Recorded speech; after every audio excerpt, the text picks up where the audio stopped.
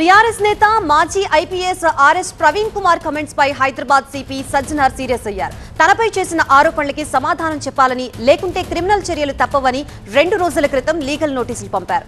Legal నోటీసులకు సంబంధించి RS Praveen కి ఇచ్చిన 2 రోజుల టైం కూడా ముగిసింది. 2 రోజుల క్రితం ప్రెస్ మీట్ లో మాట్లాడిన ఆర్ఎస్ ప్రవీణ్ కుమార్ ఏపీలోని పలు ప్రాంతాల్లో సజ్జనార్ పై 7 కేసులున్నాయని ఆరోపించారు. 7 కేసులున్న సజ్జనార్ సిట్ చీఫ్ గా ఫోన్ ట్యాపింగ్ కేసుని ఎలా విచారిస్తున్నారని ప్రశ్నించారు.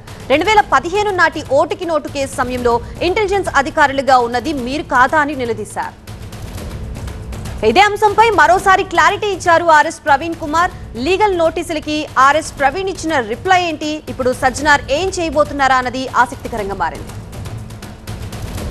ఎఫ్ఐఆర్లో ఆయన పేరు ఉండాల్సిన అవసరం లేదు. నిజానికి ఎస్ఐబిలో ఏ అధికారి పనిచేస్తున్నాడు అనేది చాలా కొంతమందికే తెలుస్తుంది, లేకపోతే ఇంటెలిజెన్స్లో ఏ అధికారి పనిచేస్తున్నాడు అనేది కొంతమందికి తెలుస్తుంది, ఇంటెలిజెన్స్ చీఫ్ ఎవరు ఉంటారు అనేది కొంతమందికే తెలుస్తుంది. తెలంగాణ ప్రభుత్వంలో కొంతమంది రాజకీయ నాయకులు, అదేవిధంగా కొంతమంది ఇంటెలిజెన్స్ అధికారులు మా నాయకుల ఫోన్లు ట్యాప్ చేస్తున్నారు, దీని మీద యాక్షన్ తీసుకోవాల్సిందిగా అనే రిక్వెస్ట్తోని ఆయన కేసు పెట్టిండు. ఆ కేసు మీద రకరకాల సెక్షన్ల మీద కేసులు కూడా ఫైల్ అయినాయి. అవన్నీ నా దగ్గర ఉన్నది సమాచారం.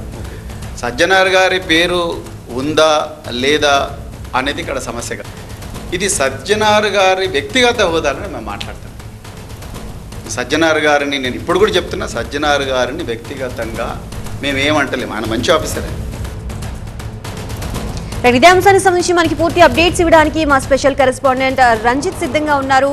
రంజిత్, ఒక పక్క సజ్జనార్ ఇచ్చిన డెడ్ లైన్ ముగిసింది, ఈయన క్లారిటీ కూడా ఇచ్చారు ఆర్ఎస్ ప్రవీణ్ కుమార్. మరి నెక్స్ట్ యాక్షన్ ప్లాన్ ఏముంది, సజ్జనార్ది ఏం చేయబోతున్నారు?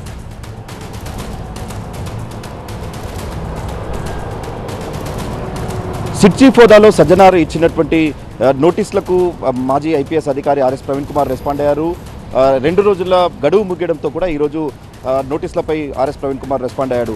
తను గతంలో ఏదైతే అప్పుడు 2015లో అప్పటి ఆంధ్రప్రదేశ్ ఏర్పాటు చేసినటువంటి సిట్ సంబంధించి దాంట్లో కూడా అనేక చోట్ల ఫిర్యాదు అయ్యాయి. కేవలం 7 పోలీస్ స్టేషన్లు మాత్రమే కాదు, ఏపీలో దాదాపు 40కి పైగా పోలీస్ స్టేషన్లు అక్కడ ఫిర్యాదులు ఉన్నాయి. సో అప్పటి ఇంటెలిజెన్స్ అధికారులుగా ఉన్నటువంటి వ్యక్తులపైనే ఫిర్యాదులు చేశారు కాబట్టి తను ఆ కామెంట్లను బేస్ చేసుకొని వ్యాఖ్యలు చేశానన్నటువంటి విషయాన్ని ఆర్ఎస్ ప్రవీణ్ కుమార్ చెప్తున్నారు. సో దానికి వివరణిస్తే సరిపోతుంది, కానీ ఇలాంటి నోటీసులకు ఎందుకు, లీగల్ యాక్షన్ వరకు ఎందుకు వెళ్ళాలి? కేవలం తను ఒక రాజకీయ నాయకుడిగా ఉండి అప్పుడు జరిగినటువంటి పరిణామాలపై మాత్రమే తను మాట్లాడాను.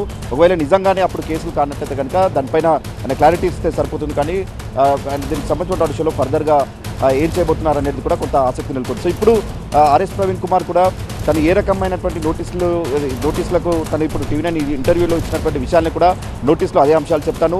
తను ఉద్దేశపూర్వకంగా ఎలాంటి వ్యాఖ్యలు చేయలేదు, సజ్జనార్తో తనకు మంచి పరిచయమే ఉంది, మా పాత మిత్రుడు కూడా అని చెప్తున్నాడు. కానీ తను అప్పుడు జరిగినటువంటి పరిణామాలపై మాత్రమే తను అందులో అప్పుడు చేశాను తప్ప తన ఉద్దేశపూర్వకంగా అతనిపై ఎలాంటి వ్యాఖ్యలు చేయలేదన్నటువంటి విషయాన్ని చెప్తున్నారు.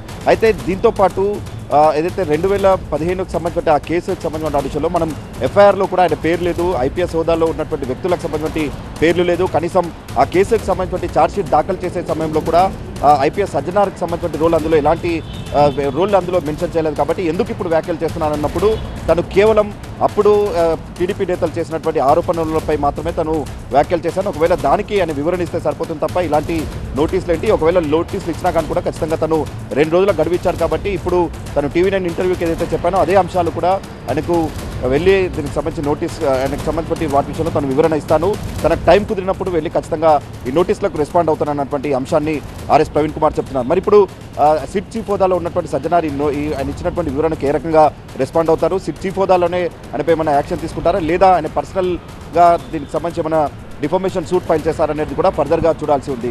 ఇప్పటికే 48 గంటల గడువు పూర్తయింది కాబట్టి ఈ నోటీసులకు సంబంధించిన విషయంలో ఆయన ఇంటర్వ్యూ ద్వారా వివరణ ఇచ్చారు కాబట్టి ఆ వివరణను ఏ రకంగా తీసుకుంటారు, ఆ తర్వాత ఆయన టైం ఉన్నప్పుడు వెళ్ళి తను ఆ నోటీసులకు రెస్పాండ్ అవుతున్నారన్నటువంటి విషయాన్ని చెప్తున్నాడు. కాబట్టి ఫర్దర్గా ఆయన ఇచ్చేటువంటి వివరణ తర్వాత సజ్జనార్ ఏ రకంగా ఆయనపై చర్యలు తీసుకుంటారు, లీగల్గా డిఫర్మేషన్ సూట్ ఫైల్ చేస్తారా, లేదంటే ఈ కేసుకి ఇంతటితో పులి స్టాప్ పెడతారా? ఎందుకంటే గతంలో కలిసి పనిచేసినటువంటి ఐపీఎస్ అధికారులు వీళ్ళంతా కూడా పాత సాన్నిధ్యం ఉంది కాబట్టి ఇది ఇచ్చినటువంటి వివరణతో సంతృప్తి చెందుతారు, లేదంటే పర్సనల్గా ఆయనపై డిఫర్మేషన్ సూట్ ఫైల్ చేస్తారనేది కూడా చూడాల్సి ఉంది.